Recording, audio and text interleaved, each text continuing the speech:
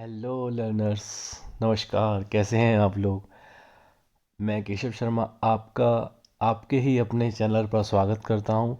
और digital Shiksha hub की इस वीडियो में हम एक नए अध्याय नए चैप्टर के बारे में स्टडी करेंगे, उसको जानेंगे, उसको समझेंगे। तो हमारा जो टॉपिक है आज का वो है पृथ्वी के प्रमुख परिमंडल, major domains of the earth. तो जैसा कि आप लोग जानते हैं कि हमारा जो पर्यावरण है वो बहुत ही ज़्यादा उपयोगी है हमारी पृथ्वी के लिए और हमारे जीवन के लिए। तो पृथ्वी के आसपास जो पर्यावरण पाया जाता है उसके प्रमुख तीन घटक होते हैं। थ्री मेजर कंपोनेंट्स होते हैं हमारे एनवायरनमेंट के, जो हमारे एनवायरनमेंट को बहुत ही ज़्यादा अच्छा और सरल बनाते हैं। ठीक है, अब ये क्या क्या होते हैं, इनका नाम है बेटा, मेनली ये तीन होते हैं। इनका नाम है एटमॉस्फेयर, हाइड्रोस्फेयर, लिथोस्फेयर। यदि हिंदी में हम देखें तो इनके नाम होते हैं भूमंडल, वायुमंडल, जलमंडल। ओके। तो इस इमेज में आपको एक चीज़ दिख रही होगी कि यहाँ पर तीन तरीके का जीवन, तीन तरीके की चीज़ें दिखाई जा रही हैं। एक है आपका ये वाला एरिया जिसको हम बोल रहे हैं लिथोस्फियर अर्थात भूमंडल। यहाँ पर आप देख रहे हैं, यहाँ पर ये जो एरिया है ये पृथ्वी का एरिया है, हमारे स्थल का एरिया है, लैंड एरिया है। यहाँ पर आप देख रहे हैं कि मिट्टी है और ये कुछ जीव जंतुओं के कंकाल तंत्र हैं और पेड़ पौधे भी हैं, पीछे जानवर भी हैं। और दूसरा आप एरिया देख रहे हैं वो है एटमॉस्फेयर। एटमॉस्फेयर में आप देख रहे हैं यहाँ पर बादल भी हैं, पक्षी भी उड़ रहे हैं।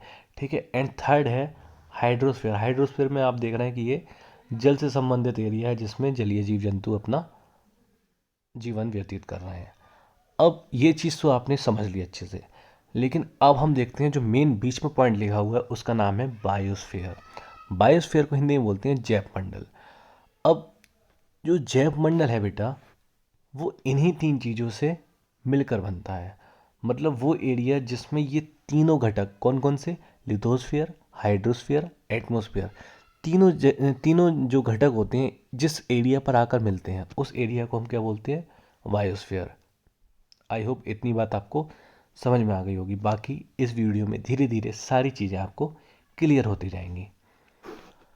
नेक्स्ट, जो बायोस्फीयर अभी मैंने आपको बताया था उसकी यहाँ पर डेफिनेशन लिखी हुई है। The biosphere is the narrow zone where we find land water and air together which contains all form of life.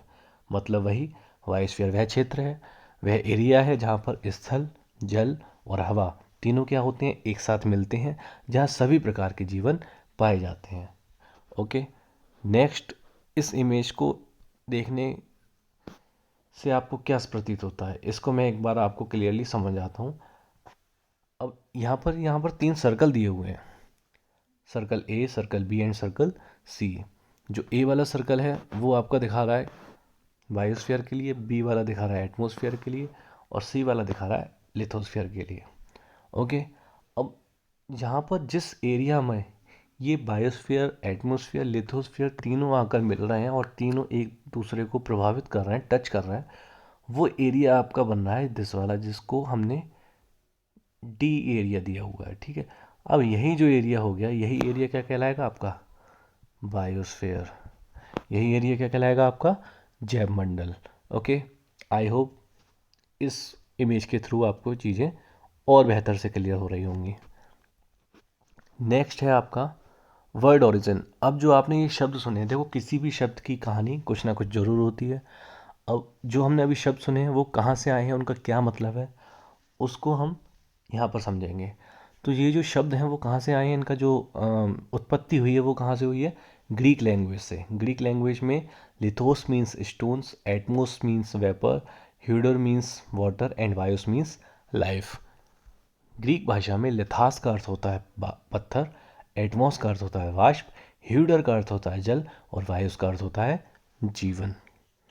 Okay. Next point है भूमंडल। भूमंडल मतलब लिथोस्फेयर। भूमंडल की इस तस्वीर से पहले हम कुछ चीज़ें पढ़ेंगे। पृथ्वी का वह ठोस भाग जिस पर हम रहते हैं वह भूमंडल कहलाता है। The solid portion of the earth on which we live is called the lithosphere. अब जो ये इमेज दी हुई है, इस इमेज में दिया है आपका ऑल ओवर लिथोस्फेयर। तो लिथोस्फीयर होती है आपकी पृथ्वी की ऊपर वाली सतह। अब ये जो सतह दी हुई है, ये सतह ही क्या कहलाती है आपकी? लिथोस्फीयर। अब इस सतह पर क्या क्या चीज़ें पाई जाती हैं? पृथ्वी का पृथ्वी के दोनों भाग पाए जाते हैं। दोनों भाग का अर्थ हुआ जलीय भाग और स्थलीय भाग। और साथ ही साथ पाई जाती हैं मिट्टी की जो आपकी परतें होती हैं, वो परतें और चट्टानें। और यहाँ पर प्रॉपर और भी चीज़ें दी हुई हैं, क्रस्ट, कोर, मेंटल, और उनकी डेप्थ है, ये सब दी हुई हैं। लेकिन इन सब चीज़ों को हम नेक्स्ट क्लासेस में पढ़ेंगे। नेक्स्ट थ्योरी पर आते हैं हम। भूपर्पटी की चट्टानों तथा मिट्टी की पतली परत का बना होता है। जैसा कि मैंने ऊपर आपकी इमेज में बताया कि पहले हमारी मिट्टी की परतें हैं, उसके बाद भूपर्पटी की चट्टानें हैं।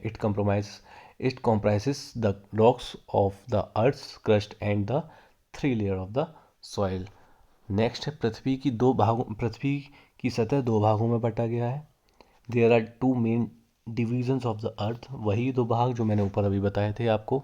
ये आपकी इमेज है एक पृथ्वी की, जहाँ पर आप देख सकते हैं कि पृथ्वी को दो भागों में बांटा गया है। एक जो आपका ब्लू एरिया है,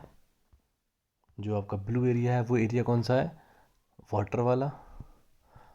और जो आपका ग्रीन एरिया है, वो एरिया कौन सा है आपका?